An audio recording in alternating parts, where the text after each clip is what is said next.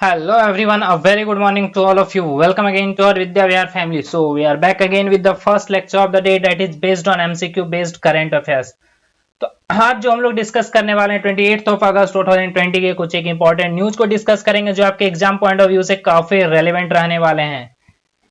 तो चलिए चलते हैं अपने फर्स्ट क्वेश्चन की ओर या फिर बोल सकते हो आप अपने फर्स्ट न्यूज की ओर कि हाल फिलहाल में कौन सा ऐसा पर्सन है जिसका कुल मूल्य जो हो गया 200 मिलियन अमेरिकन डॉलर का कुल उसका नेट वर्थ हो गया, यानी उसके पास 200 बिलियन से ज्यादा की संपत्ति हो गई और ऐसा करने बनने वाला वो दुनिया का पहला इंसान बना। ऑप्शन है आपके पास Bill Gates, Jeff Bezos, B Arnault और मुकेश अंबानी। आपको सही आंसर बताना है, तो इसका जो आंसर होगा वो होगा जेफ बेजोस। जेफ बेजोस का नेटवर्थ जो है 200 मिलियन यूएसडी डॉलर क्रॉस कर चुका है और अभी हाल फिलहाल में ये है 204.6 billion US dollar. Second number पे है बिल गेट्स जी, 116.2 बिलियन यूएस डॉलर। और बी अर्नॉल्ड जो है ये थर्ड नंबर पे है 115.0 बिलियन यूएसडी। अब मुकेश अंबानी जो कि भारत के हैं ये 7वें रैंक पर आए हैं ऑल ओवर द वर्ल्ड में। इनकी टोटल वर्थ है 80.9 बिलियन यूएस डॉलर, यानी इनके पास इतनी की संपत्ति है। और ये जो लिस्ट जारी किया गया, ये लिस्ट जारी किया जाता है फोर्ब्स के द्वारा, जो कि एक अमेरिकन मैगजीन है, American business magazine, American business magazines है ये, जिसके एडिटर इन चीफ हैं, एडिटर इन चीफ जो बोलते हैं वो हैं स्टीव फॉर्ब्स। स्टीव फॉर्ब्स उसके एडिटर इन चीफ हैं। चलते हैं नेक्स्ट क्वेश्चन की ओर। हाल फिलहाल में भारतीय ऊर्जा विनियम के अंतरिम MD, managing director and chief executive officer कौन बने हैं? Who has become the interim MD and CEO of the Indian energy exchange? तो ये है आपका ऑप्शन सत्यनारायण गोयल, राजू श्रीवास्तव, अशोक लवासा और राजीव कुमार। आपको सही आंसर बताना है। ये जो सही आंसर होगा वो होगा सत्यनारायण गोयल जी को हाल फिलहाल में एमडी और सीईओ नियुक्त किया गया इंडियन एनर्जी एक्सचेंज का। इससे पहले कौन थे? राजू श्रीवास्तव थे, ये फॉर्मर सीईओ थे। अशोक लवासा जी हाल फिलहाल में एडीबी के वाइस प्रेसिडेंट नियुक्त किए गए हैं, farmer election commissioner of India थे ये। राजीव कुमार ये न्यू इलेक्शन कमिश्नर बने हैं अशोक लवासा जी को रिप्लेस करके। रिप्लेस तो नहीं किया है, अशोक लवासा जी ने खुद अपना पोस्ट छोड़ के एडीबी के वाइस प्रेसिडेंट बने, तो उनको फिल किया राजीव कुमार जी ने। तो ये आंसर हो गया आपका सत्यनारायण गोयल जी। और इसका फॉर्मेशन जो हुआ था इंडियन एनर्जी एक्सचेंज का 27 जून 2008 में हुआ था और इसका हेडक्वार्टर है आपका दिल्ली में, हेडक्वार्टर है इंडियन एनर्जी एक्सचेंज का। नेक्स्ट क्वेश्चन की ओर चलते हैं कि हाल फिलहाल में डब्ल्यूएच के द्वारा किस कॉन्टिनेंट को, किस महाद्वीप को पोलियो फ्री घोषित कर दिया गया, पोलियो मुक्त घोषित किया गया है? ऑप्शन है यूरोप, अफ्रीका, ऑस्ट्रेलिया या फिर एशिया। तो इसका जो आंसर होगा अफ्रीका। अफ्रीका कॉन्टिनेंट को डब्ल्यूएचओ के द्वारा पोलियो फ्री घोषित कर दिया गया है, यानी पिछले 4 साल में वहां पोलियो का एक भी केस नहीं आया है। और यह घोषित किया गया है 25 अगस्त 2020 को। और ये इतने दिन से किस कंट्री का वेट कर रहा था जहां पर पोलियो था? तो नाइजीरिया एक कंपनी है, सॉरी कंट्री है, जहां वाइल्ड पोलियो काफी दिन से था। उसी के कारण आज तक ये अफ्रीका कॉन्टिनेंट को पोलियो फ्री घोषित नहीं कर दिया पा रहा था। बट 25 अगस्त 2020 को नाइजीरिया का जो वाइल्ड पोलियो है वो वहां से इरेडिकेट हो गया, खत्म हो गया। तो उसके बाद डब्ल्यूएचओ ने पूरे कॉन्टिनेंट को पोलियो फ्री घोषित कर दिया। नेक्स्ट न्यूज की ओर चलते हैं कि किस राज्य की महिलाओं ने मुद्रा ऋण योजना के लाभार्थियों की सूची में सबसे ऊपर पहुंच गए हैं, यानी कि प्रधानमंत्री मुद्रा योजना के तहत महिलाओं को ऋण देने के मामले में कौन सा राज्य टॉप पे रहा है? कौन से राज्य की महिलाओं ने सबसे ज्यादा ऋण लिया है? ऑप्शन है तमिलनाडु, वेस्ट बंगाल, कर्नाटका या फिर केरला। तो ऑप्शन है आपका तमिलनाडु। तमिलनाडु इसमें फर्स्ट पे रहा है, वेस्ट बंगाल सेकंड पे रहा है, कर्नाटका थर्ड पे रहा है। तो थोड़ा सा देख लेते हैं। तमिलनाडु एक चीज के लिए और फेमस था और वो था कॉन्ट्रैक्ट फार्मिंग। हाल फिलहाल में वहां कॉन्ट्रैक्ट फार्मिंग स्टार्ट किया और ये करने वाला इंडिया का फर्स्ट स्टेट भी ये बना था। वेस्ट बंगाल ये भले ही मुद्रा लोन के को इस्तेमाल करने में ये सेकंड नंबर पे रह गया, बट सब्जी के उत्पादन में यानी वेजिटेबल प्रोडक्शन में ये टॉप पे रहा है, फर्स्ट पे रहा है। कर्नाटका अभी भले ही थर्ड पे है इस रैंकिंग में, but India innovation index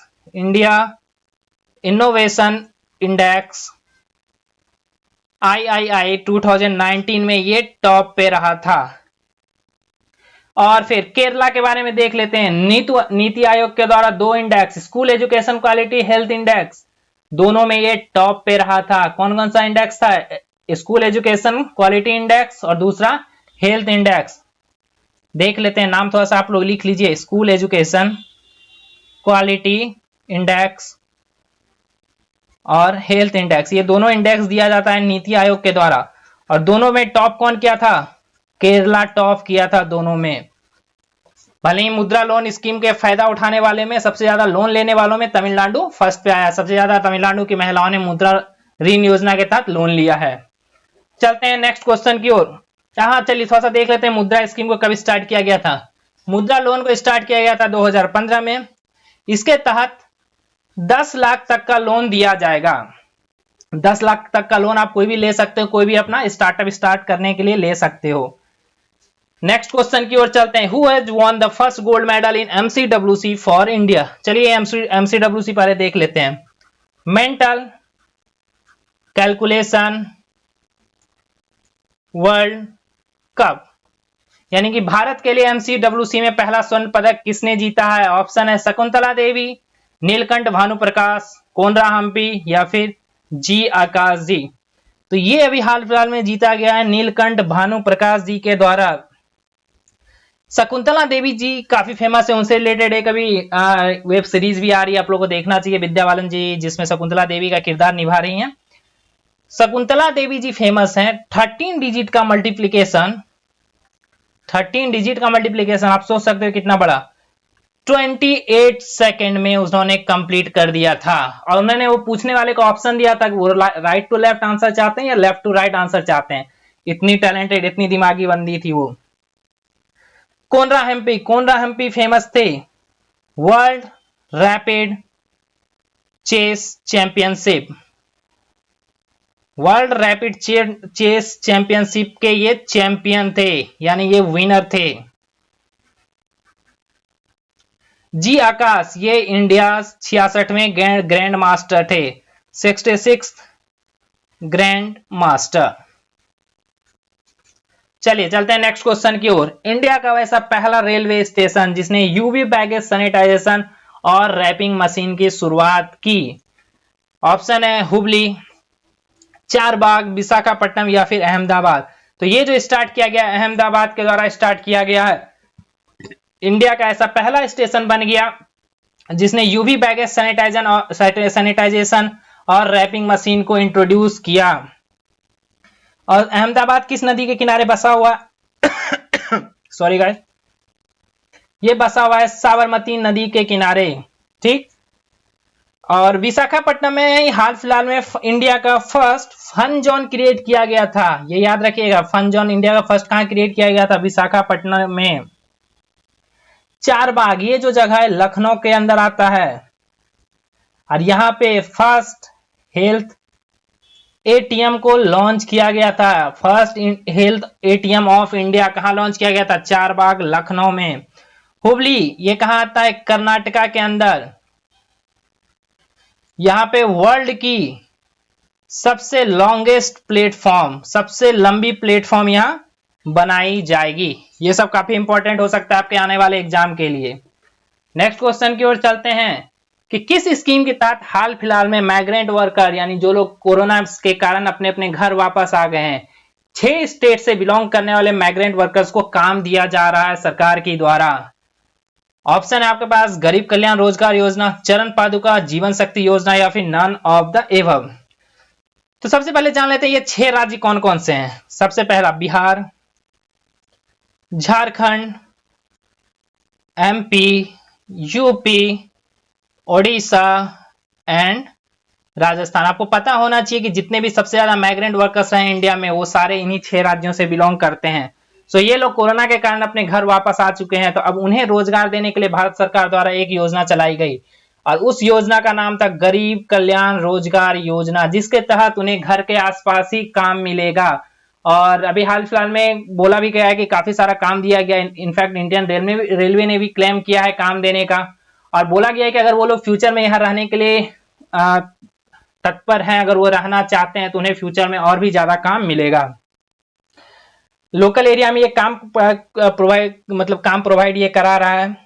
already बोला जा रहा है कि 24 करोड़ मैन डेज काम प्रोवाइड कराया जा चुका है।